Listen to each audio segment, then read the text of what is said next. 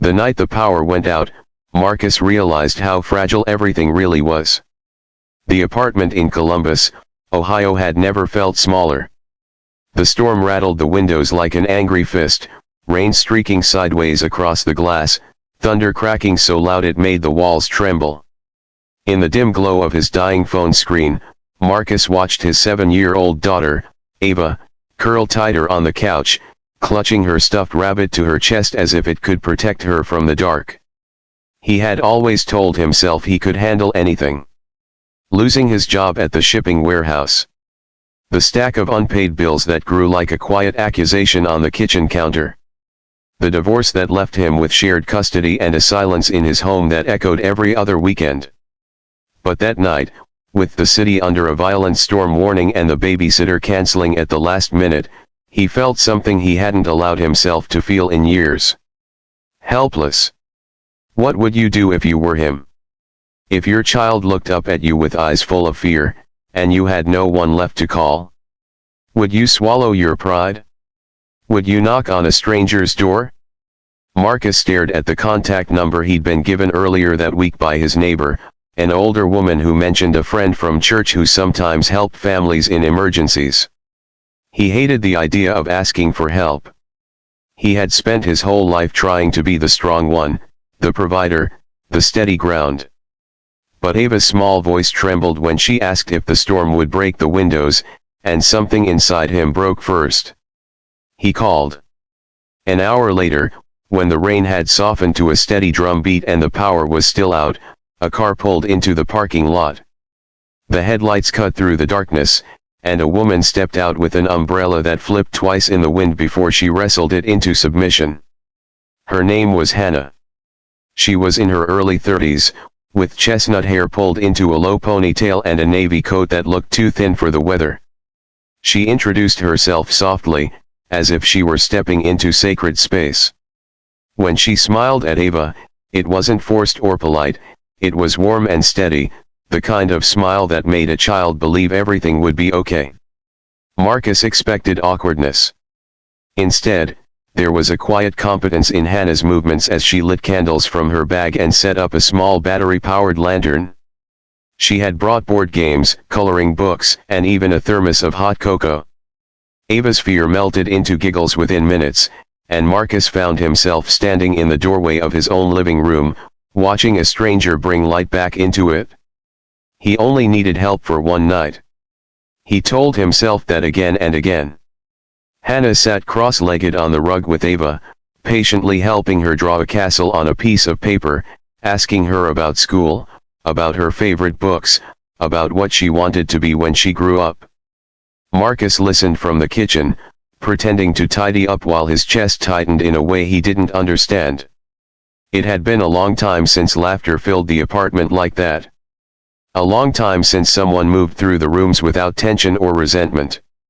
A long time since he saw his daughter look so completely safe. When Ava finally drifted off to sleep on the couch, her small hand wrapped around Hannah's finger, the storm had passed. The city outside was slick and shining, street lights flickering back to life one by one. Marcus thanked Hannah, his voice rougher than he intended. He offered to pay her, but she shook her head gently. She explained she volunteered with families going through tough times, that sometimes people just needed someone to show up. Her eyes held his for a moment longer than necessary, and in that silence he felt seen in a way that unsettled him. After she left, the apartment felt emptier than before. He thought that would be the end of it. But 2 days later, Ava asked if Miss Hannah would ever come back. Marcus hesitated. Pride wrestled with longing. He told himself he didn't need anyone. That he could manage. That getting close to someone again would only reopen wounds he had barely stitched closed. Still, he sent a message thanking her again, mentioning that Ava couldn't stop talking about her. Hannah responded kindly, and somehow that turned into coffee at a small cafe near the Scioto River the following Saturday. It wasn't a date. At least that's what he told himself. Hannah spoke about her work as a pediatric nurse at a hospital downtown. She talked about the families she saw at their most vulnerable, About children fighting illnesses with courage that humbled her daily. She admitted she had moved back to Ohio after caring for her mother through cancer, and that staying busy helped quiet the grief. Marcus listened, feeling his own walls shift.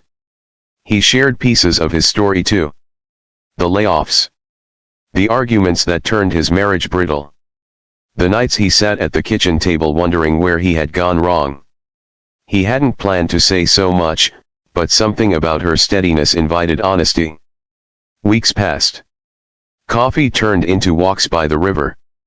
Walks turned into dinners where Ava sat between them, proudly announcing that her father burned toast but was working on it. Hannah never tried to replace anyone. She never overstepped. She simply showed up, consistently, gently. And Marcus found himself changing. He started applying for jobs with renewed determination. He cleaned the apartment not out of obligation, but because he wanted it to feel welcoming. He laughed more easily. He slept more deeply. For the first time since the divorce, hope didn't feel like a betrayal of the past. Yet fear lingered.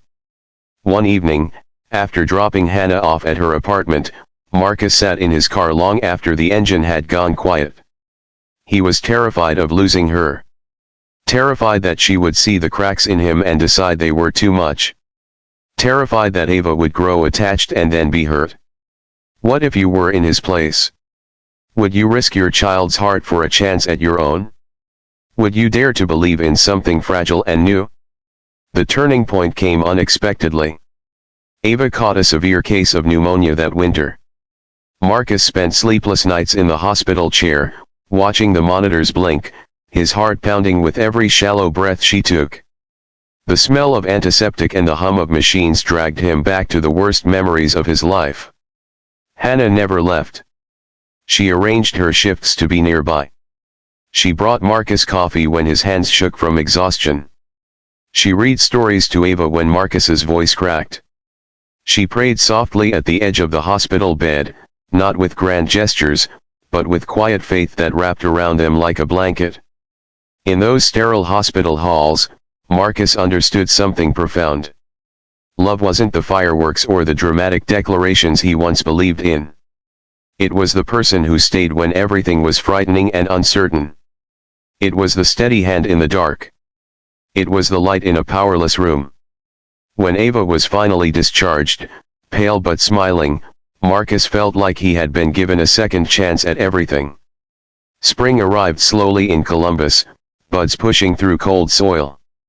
One afternoon, Marcus took Ava to the same park by the river where he and Hannah had first walked together. The sky was a soft, forgiving blue.